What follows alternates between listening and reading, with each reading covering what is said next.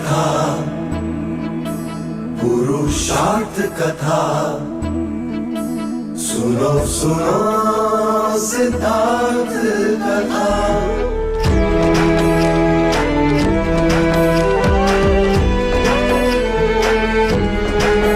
संसार में दुख का कारण क्या,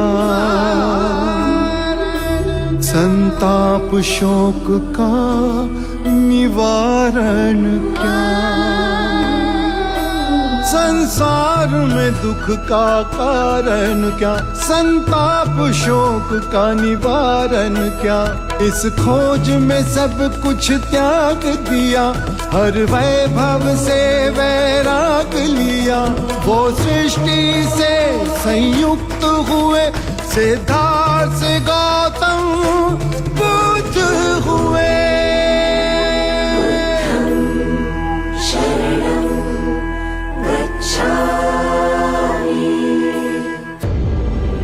आज मैं राजगृह की ओर प्रस्थान करूंगा। इतने शीघ्र? मैंने मगध नरेश बिंबिसार को यह वचन दिया था कि दिव्य ज्ञान प्राप्त होते ही मैं उन्हें यह संदेश सुनाने आऊंगा।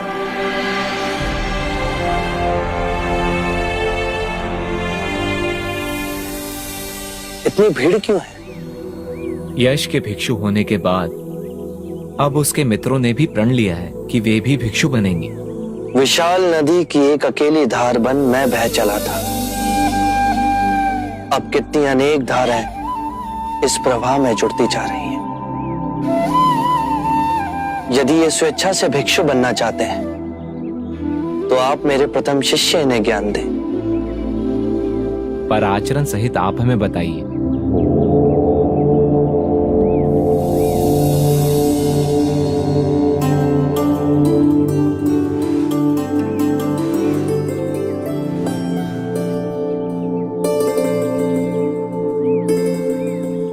आप लोग अंदर आ जाइए। जो भिक्षु बनना चाहते हैं उन्हें अपने केश और दाढ़ी के बाल त्यागने होंगे।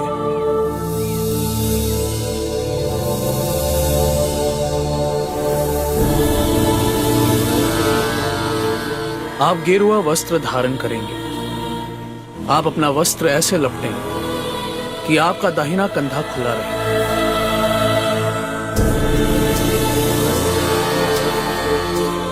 अब आप बुद्धा के प्रथम शिष्यों में से किसी एक से दीक्षा ग्रहण करेंगे। दीक्षा लेने के लिए आप घुटनों के बल धरती पर बैठेंगे। दीक्षा कोई भी दे, पर आपके लिए स्वयं बुद्धा ही यह आशीर्वाद का हाथ रख रही है। जो दीक्षा ग्रहण करे वो अपने हस्त कमल के फूल की पंखुड़ियों के समान खोल के रखे। मैं बुद्ध की शरण में जा रहा हूं। बुद्धं शरणं गच्छामि। जो धर्म का स्वरूप है मैं उसकी शरण में जा रहा हूं। धम्मं शरणं गच्छामि। जो प्रेम और करुणा में मेरे सहयात्री हैं उसकी शरण में जा रहा हूं। संघं शरणं गच्छामि। ये तीनों शरण दोहराने पर आप सब भिक्षुक हो जाएंगे।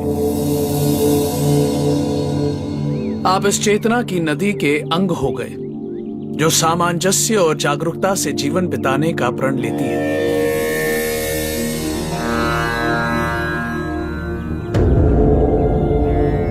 मेरी अनुपस्थिति में आप सबको पूर्ण अधिकार है। आप संघ में और भिक्षुओं को दीक्षा दें। जो भी भिक्षु बनना चाहते हैं और यहाँ आने में असमर्थ हैं, वो अपने गांव में, अपने घर में, अपने परिवार में और अपने मित्रों के समक्ष भिक्षुक बन सकते हैं। उच्चतम नैतिक चरित्र का उदाहरण बनना है और अनुशासन किसी और को दिखाने के लिए नहीं, स्वयं अपने लिए है।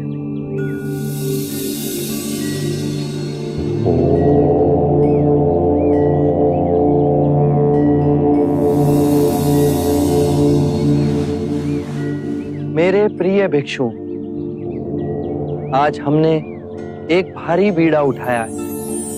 मानव को कल्याण का मार्ग दिखाने के। आज हम सब विदा लेते हैं। हम सब अलग अलग दिशाओं में जाएं। एक दिशा में दो ना जाएं। जो परम सत्य मेरे अनुभव से आप सबको रूपांतरित कर गया, वो संदेश जन जन तक पहुंचा।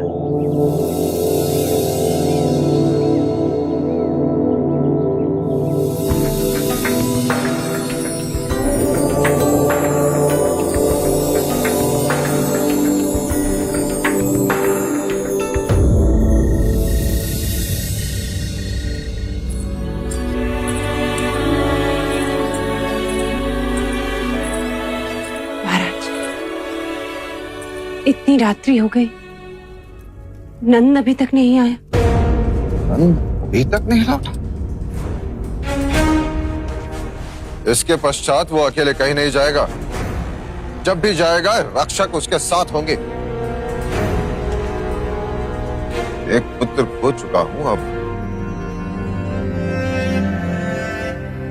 महाराज, ऐसा ना कहें। आपके उस पुत्र ने आपका नाम इस संसार में उजागर किया है।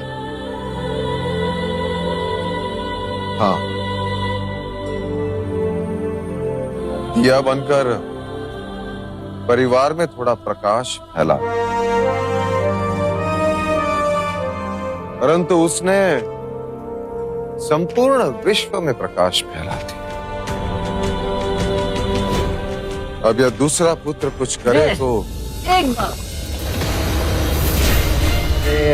मदिरा रास लीला रंग भवन में सब तुझे।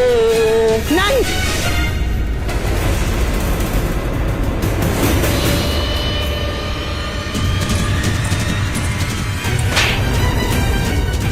बस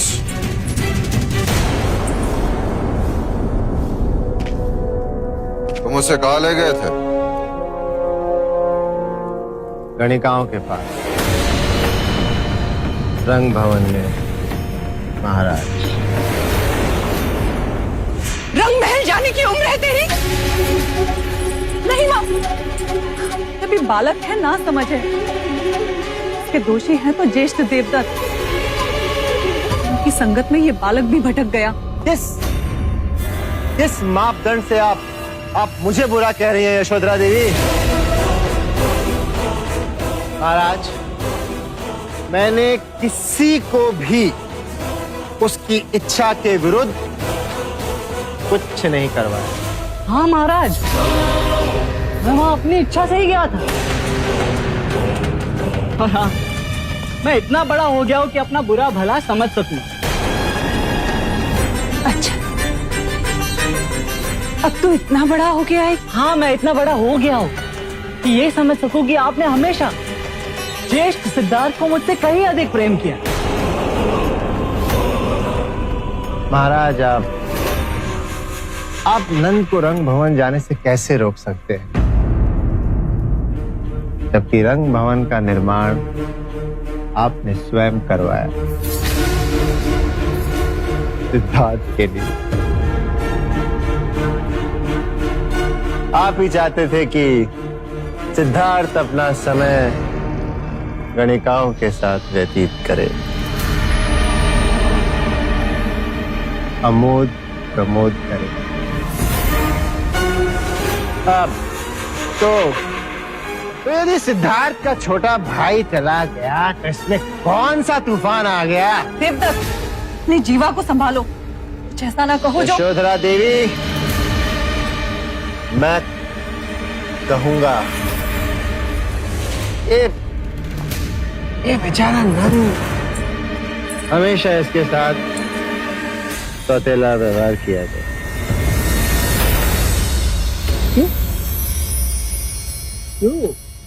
क्या कह रहे हो ज्येष्ठ?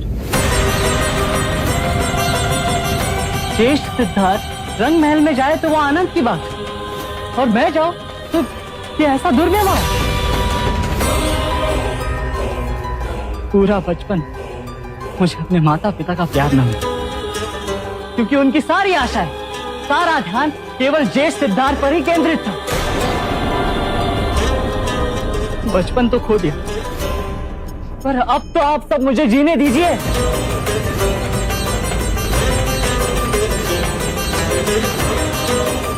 नंद, रुको नंद, रुको।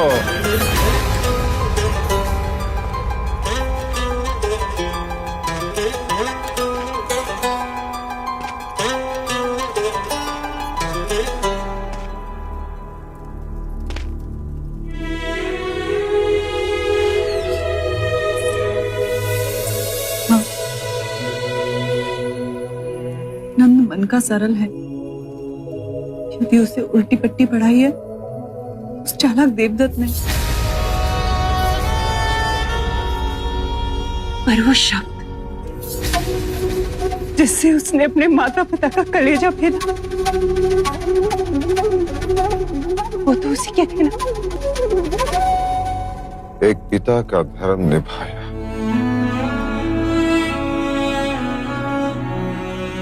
परंतु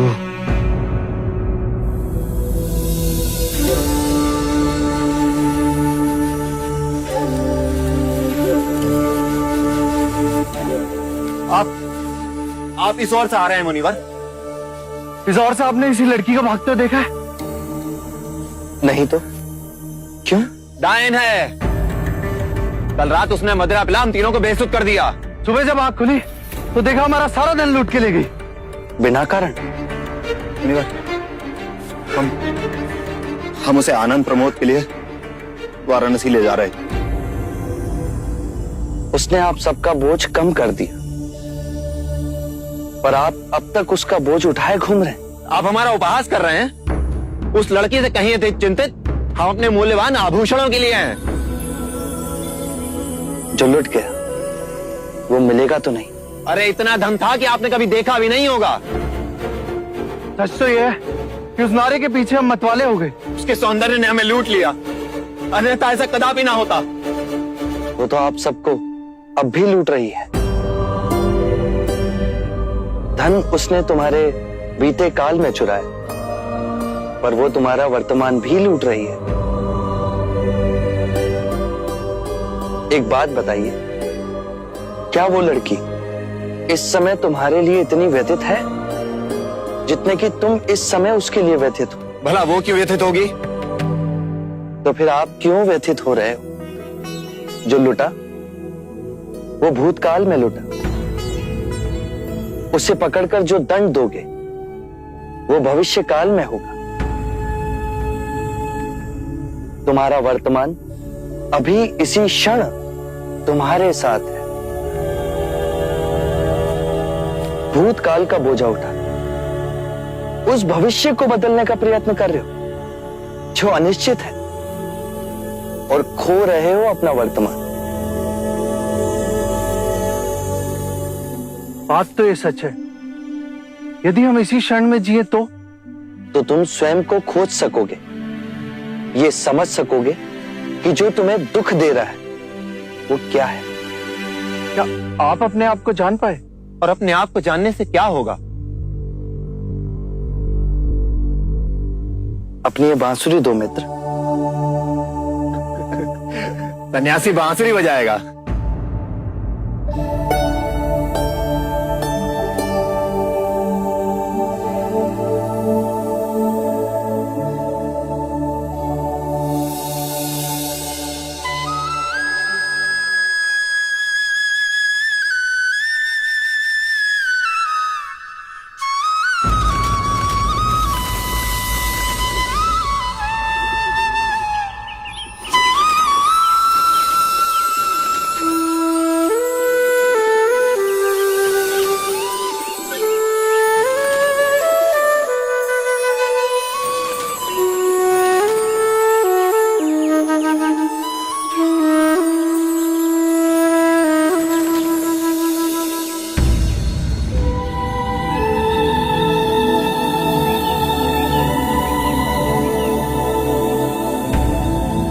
आज कितने वर्षों के बाद मैंने बांसुरी को अपने होठों से लगाया है। पहले से अधिक सुरीला हो गया हूं।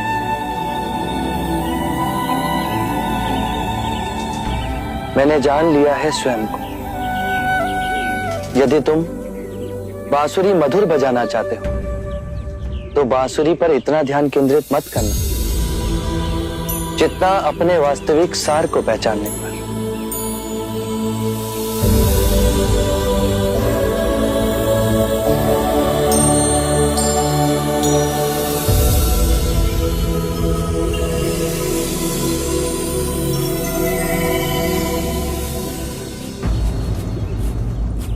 क्या आप मुझे अपनी तरह बांसुरी बजाना सिखाएंगे? मैं स्वयं को खोजूंगा। क्या आप मुझे अपना शिष्य स्वीकार करेंगे?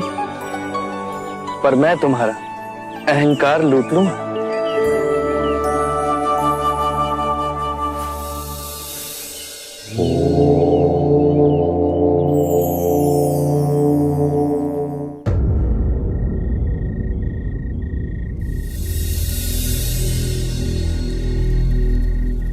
स्वाहा स्वाहा स्वाहा स्वाहा स्वाहा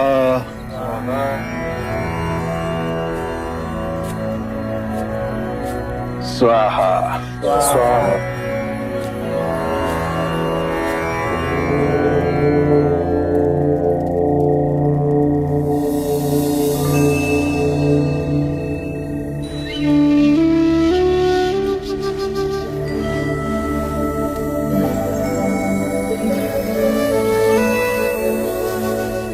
जितनी सुंदर आपकी आभा है, नाम भी उतना ही सुंदर होगा। मेरा नाम सिद्धार्थ गौतम है। ओह, वही जो कहते हैं कि ईश्वर नहीं है। मैं ये नहीं कहता कि ईश्वर नहीं, ये भी नहीं कहता कि ईश्वर है। इस विषय पर कल प्रातः बात करेंगे। अभी रात्रि हो गई है। आज आप हमारे आश्रम में ही विश्राम करें। आइए। यह आश्रम किसका है? यह आश्रम मेरा और मेरे शिष्यों का है। मैं उरुवेला कश्यप हूं। मैंने आपके बारे में सुना है। आप वही उरुवेला कश्यप हैं जो वर्षा ऋतु में मुनियों को छत्र छाया देते हैं। आज रात्रि आप मेरी कुटिया में ही विश्राम कीजिए।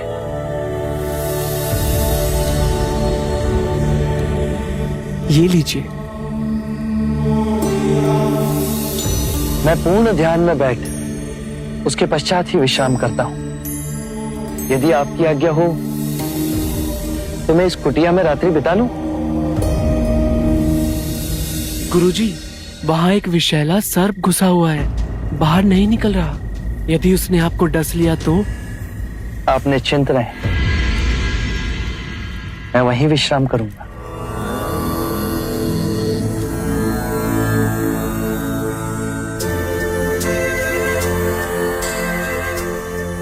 गुरुजी, रोक लीजिए उन्हें। अब वे नहीं रुकेंगे। उन्होंने दृढ़ निश्चय जो कर लिया है।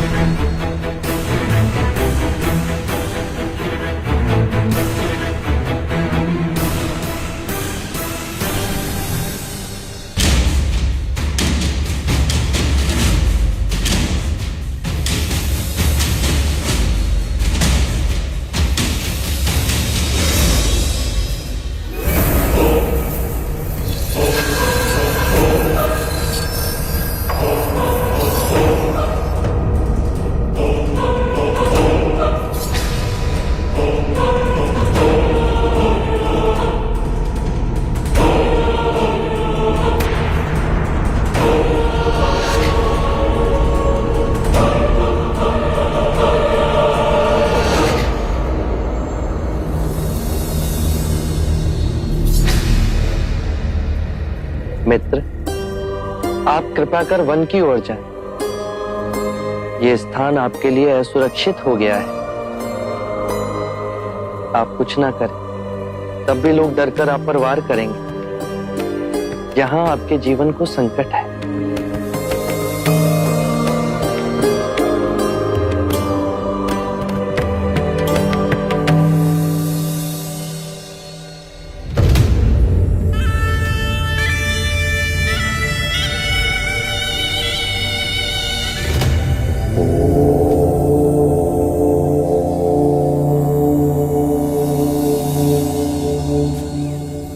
अरे, आप यहाँ हैं? आज जब हम अपने शिष्यों से वार्ता कर रहे थे तो आपको वहां नहीं पाया। मैं वहां उपस्थित नहीं रहना चाहता था। क्यों?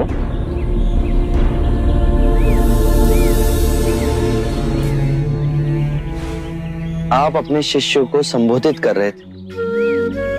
यदि स्वाभाविक कोई प्रश्न मेरे मन में जागता तो आपके शिष्यों के सामने उसे पूछना आपको दुविधा में डाल सकता था।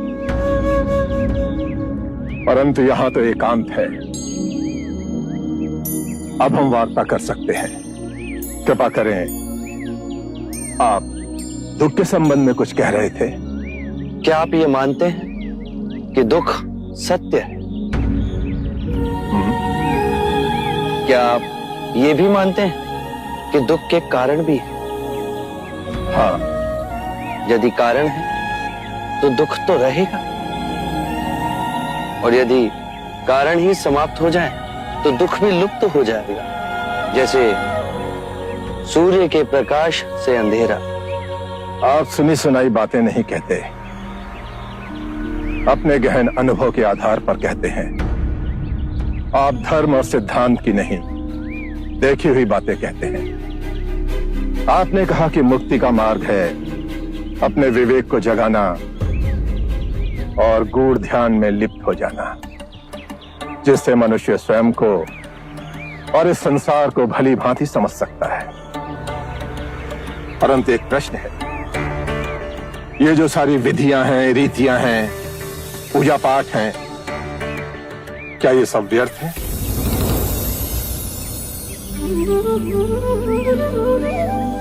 यदि कोई व्यक्ति इस नदी के दूसरे किनारे पर जाना चाहे तो वो क्या करे?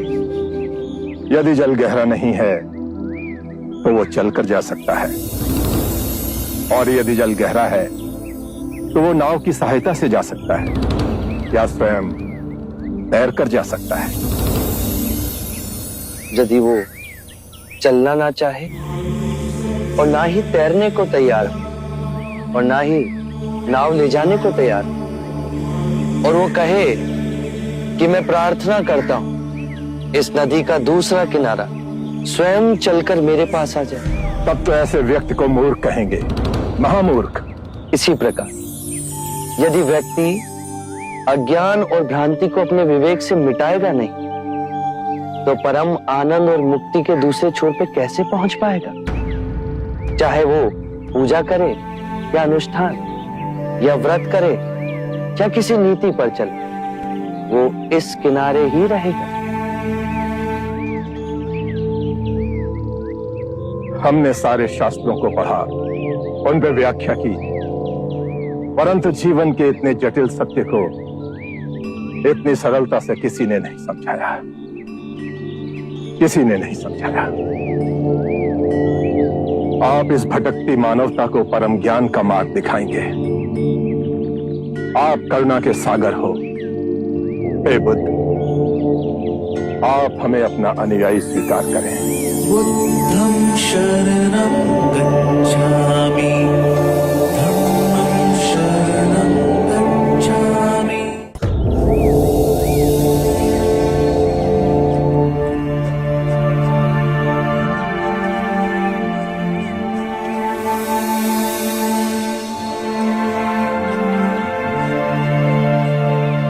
हे पराक्रमी, हे युग पुरुष, आज बुद्ध की शरण में हम आते हैं, आज धर्म की शरण में हम आते हैं, आज संघ की शरण में हम आते हैं।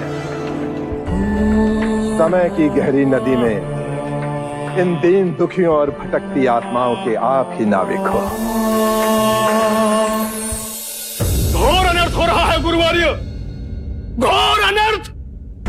कोई मोहिनी सिद्धि है उसके पास जो अपने को बुद्ध कहता है।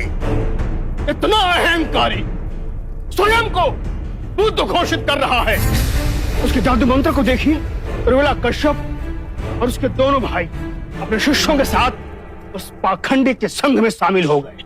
साधो, साधो। वेदों को नहीं मानता और पुराण को सर्वथा अवास्तविक बताता है, और तो और वह ईश्वर तक को नहीं मानता। ईश्वर की आस्था के प्रति विश्वास, ये तो भयानक प्रलय की सूचना है। हाँ गुरुवरी, मगधवासियों से वो कहता है जागरूक हो जाओ, तो तुम्हारे अंदर के दुखों और क्लेशों का अपने अंदर से शांति मिलेगी। उनमें विवेक और ध्यान जगाता है। जंगल की आग है गुरुवर, जंगल की आग। अगर इसे यूं ही हवा लगती गई, एक दिन भीषण अग्नि बनकर हम सबको जला देगी और धर्म का विनाश होगा। धर्म का विनाश हो जाएगा। नहीं, हम उसकी इस चाल को सफल नहीं होने देंगे। भगत के महाराज अवश्य हमारी दुहाई सुनेंगे। उस बुद्ध का सर काटकर यदि मैंने भगत के द्वार पर न लटका दिया तो महाराज बिंबिसार पधार रहे हैं।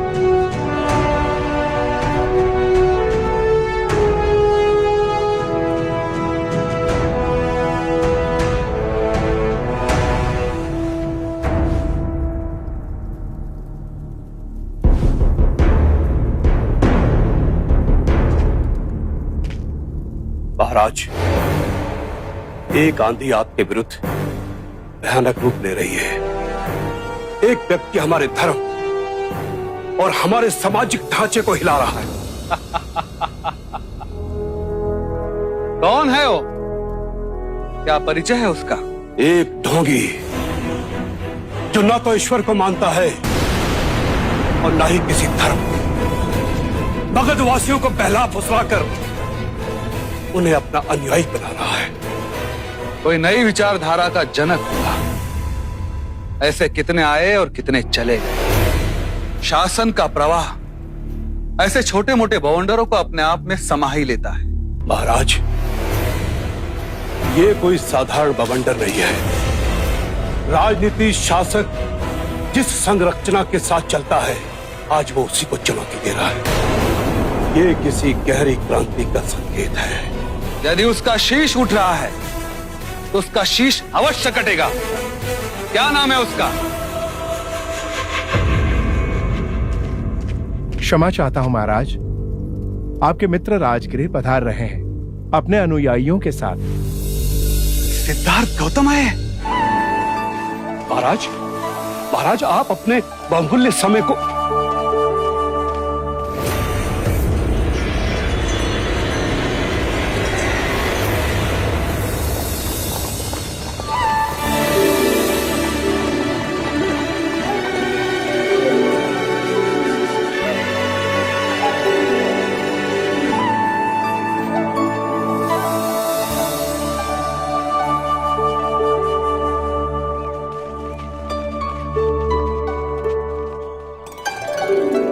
महाराज, आपके स्वागत के लिए वे स्वयं नहीं आए। इतना अभिमान।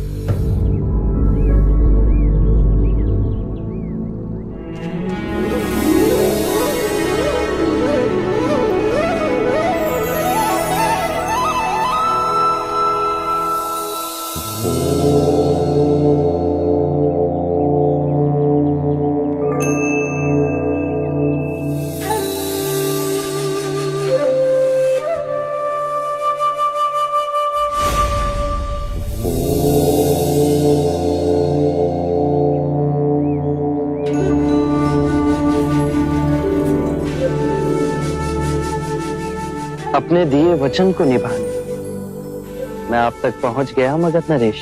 मैं जानता था आप अपना वचन कभी ना तोड़ेंगे, किंतु अब आप वो रहे ही नहीं। कौन हो आप? उरुवेला के बच्चों ने मुझे नया संबोधन दिया, बुद्ध।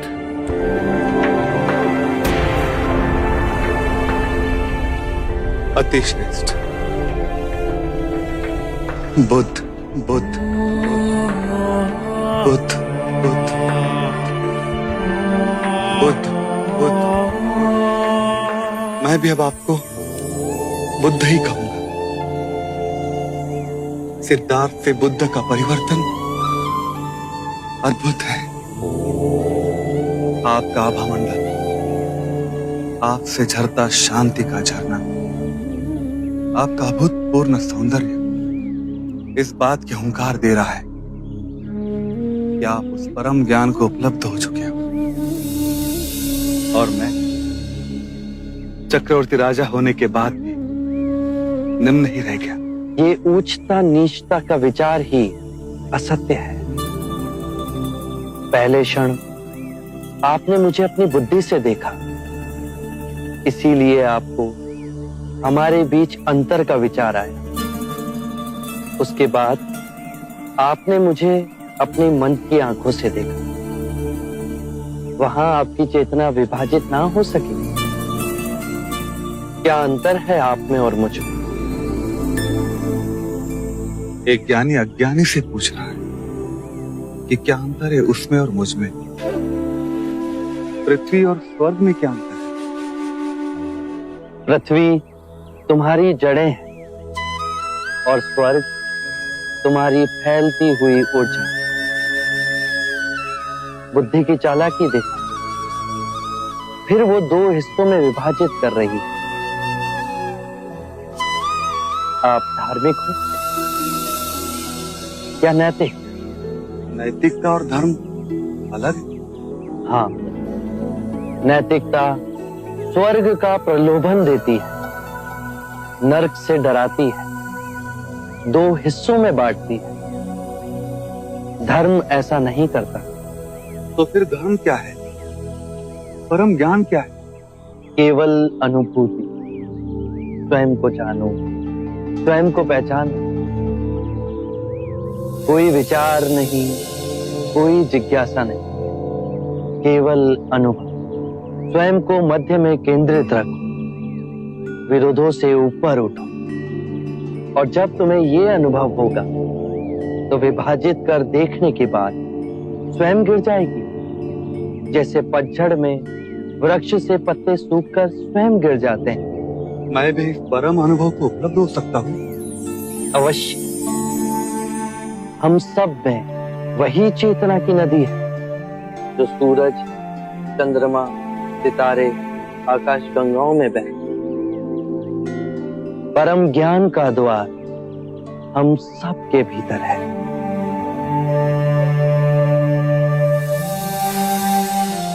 आप मुझे अपना अनुयायी बनाएंगे? अवश्य।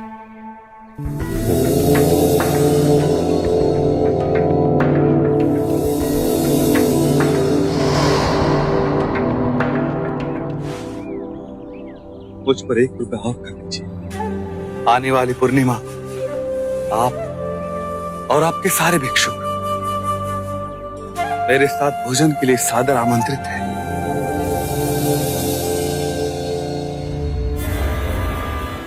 तुम ऐसे चुप हो जैसे तुम्हें सांप सूंघ गया हो। ऐसी मोहिनी बातें करने वाला, इतना विशाल व्यक्तित्व, इतनी सरलता। लगता है बुद्ध का जादू तुम पर भी चल गया है। मुझ पर नहीं, महाराज बिंबिसार पर। वो बुद्ध के मोह में फंस गए। हाथ जोड़े उनके साथ ऐसे बैठे जैसे कोई किशोर युवा अचंभित आंखों से ताकता हुआ प्रश्न पूछ रहा। घोर सर्वनाश। महाराज का तो बाद में होगा, उससे पहले कहीं हमारा ना हो जाए। सर्वनाश। श्रीमान मंत्री महोदय, कुछ अधिक बढ़ा चढ़ा करके तो नहीं बोल रहे हैं आप? महाराज बिंबिसार ने बुद्ध के अनुयायी होने का प्रस्ताव रखा है और उनके भिक्षुओं को भोज के लिए राजमहल में आमंत्रित भी किया है। कुलगुरु, आप अपनी चोटी संभाल कर रखिए, कहीं ऐसा ना हो कि ये आंधी जिसका नाम बुद्ध है